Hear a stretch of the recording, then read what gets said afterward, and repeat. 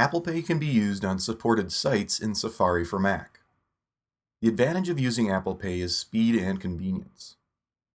For Apple Pay to work, it has to be set up here in the Wallet and Apple Pay section of System Preferences. I have two cards entered here, my Apple Card and a Capital One Visa card. I can select which one will be the default card when using Apple Pay down here. This is different than the credit card details that are available in the Autofill tab of Safari Preferences. These three cards have their details saved here, so if I do need to fill out a payment form, Safari will be able to autofill my name, card number, and expiration date for these cards. So here on champsports.com, I have a couple items in my cart.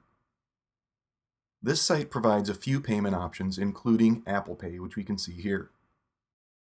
First, let's see what the process is with the guest checkout option.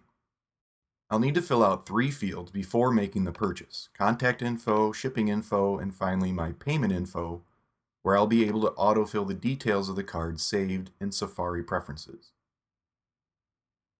But now let's compare that to the Apple Pay option. All I need to do is click the Apple Pay button and then review the details that are already saved here.